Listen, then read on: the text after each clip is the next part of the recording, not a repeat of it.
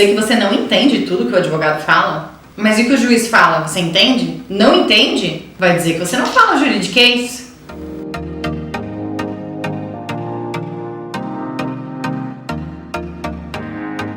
Pois é, nem todo mundo fala juridiquês. Para quem não vive o direito todos os dias ou não está dentro do mundo jurídico, fica muito difícil compreender o que os juízes, advogados, promotores falam. Especialmente porque no mundo jurídico, além das palavras e dos termos próprios do mundo do direito, ainda existem outras palavras desnecessariamente complicadas que a gente teima em utilizar todos os dias. Além da mania insuportável de incluir palavras em latim no meio das frases. Mas como nesse canal a gente quer te fazer entender tudinho, está aqui comigo a Katsuren, tradutora de juridiquês. Olá pessoal, eu sou a Katsuren, sou advogada e legal designer e tô aqui para ajudar vocês a descomplicar um pouco tudo isso. Traduzir alguns termos do juridiquês para uma linguagem mais simples, combinado? A ideia é que você possa se comunicar juridicamente sem precisar de um tradutor ou de um dicionário do lado toda vez que você for conversar com alguém. Para te ajudar, vamos te explicar e fazer uma tradução simultânea. Data venia, excelência. Data venia é um termo em latim muito utilizado por advogados em petições e documentos direcionados ao juiz, ao desembargador, ou seja, ao julgador. Apesar de ser muito comum no meio jurídico, alguns juízes já dizem que hoje em dia é totalmente dispensável esses termos em latim. A gente caminha para um cenário onde uma linguagem objetiva e simples é preferencial em todos os setores, em todos os cenários. Mas data venia significa com licença, é como se você estivesse pedindo permissão para se direcionar ao juiz e contestar ou apresentar o seu argumento. Então, data venia, excelência, nada mais seria do que, com licença, juiz, senhor juiz, um pedido formal para que você possa trazer os seus argumentos. E como o advogado costuma contrariar bastante o juiz, é normal que ele viva pedindo licença, pedindo desculpa. Então, data venia. Então, traduzindo, data venia, excelência é igual com todo respeito, senhor juiz ou senhora juíza. Próximo. O réu deixou transcorrer o prazo inalbis. Essa frase significa que o réu não se manifestou nesse período, ou seja, ele deixou passar esse tempo em branco, sem se manifestar e sem fazer o que ele precisava fazer. Então, poderia ser simplesmente substituído por o réu não cumpriu o prazo. Quem é o réu? Você já sabe. Se não sabe, corre na lista de vídeos do canal, que tem um vídeo bem bonito sobre isso. Enfim, se o réu deixou transcorrer o prazo inalbis, é porque ele deixou passar. Traduzindo, o réu deixou transcorrer o prazo inalbis.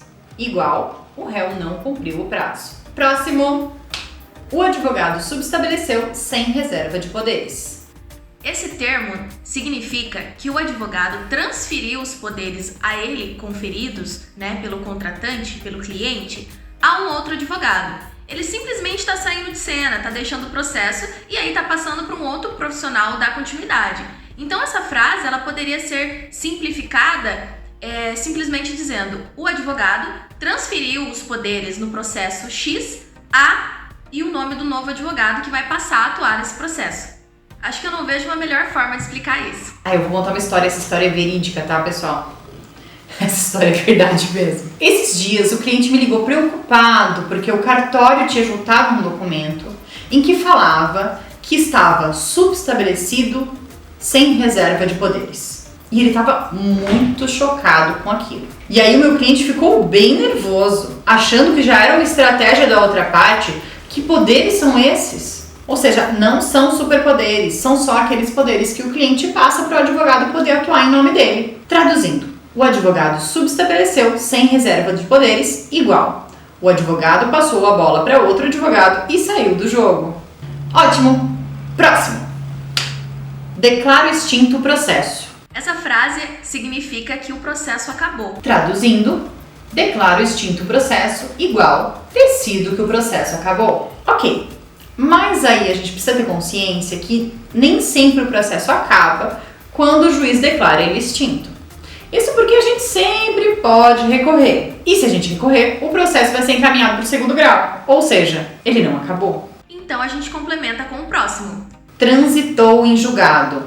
Transitou em julgado significa que, após a decisão, tem um prazo para que as partes possam recorrer e entrar com recurso. Passado esse prazo, se ninguém se manifestar, aí sim, a decisão é definitiva. Não podemos mais discutir. Ou seja, se o seu advogado fala que você ganhou o processo e que transitou em julgado ou que teve trânsito em julgado, então você ganhou mesmo. Então, traduzindo, transitou em julgado. Igual, agora sim, agora o processo acabou. Agora sim, agora o processo acabou, né? Não? Não acabou? Por exemplo, num processo em que você diz que o fulano não te pagou e te deve, na sentença, o juiz fala que você tem razão, que o fulano realmente te deve. Se passou o prazo e ninguém recorreu, aí nós passamos para a próxima fase, que é a fase de execução. Mas não dá mais para discutir a fase anterior.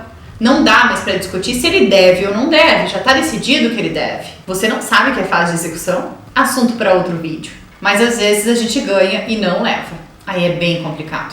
Mas a gente sabe que a gente encontra o juridiquês não somente dentro do processo, mas também em outros documentos jurídicos, como por exemplo, contratos de prestação de serviço, termos, declarações. Isso é muito comum e as pessoas se sentem confusas ao terem que interagir com esse tipo de documento. Por exemplo, num contrato de prestação de serviços, às vezes a gente encontra termos que parecem difíceis, mas que poderiam ser muito facilmente ditos de uma forma mais simples. Por exemplo, quando eu fui contratar um cartão de crédito, tinha uma parte lá no contrato que dizia, né, em caso de perda ou roubo do cartão, tinha algumas instruções.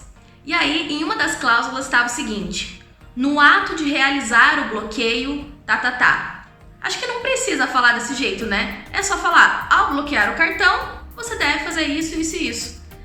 Algumas coisas podem ser simplificadas até para que a linguagem ela seja mais compreensível e direta, objetiva, otimizando o tempo que você levaria para ler o contrato. Isso é muito importante. E quando você se deparar com o juridiquês no seu dia a dia, chama a Katsurin. Eu vou deixar o Instagram dela aqui na descrição do vídeo. Obrigada, Katsurin, adorei te ter por aqui e agradeço por colaborar com o treinamento dos nossos pequenos dragões. Ana, eu que agradeço a oportunidade de falar aqui com o pessoal do seu canal. E muito cuidado, galera. Não vão assinar um documento sem entender. E para entender tudinho do mundo jurídico, vem com a gente. Se inscreve no nosso canal, ativa as notificações, curte, comenta e compartilha.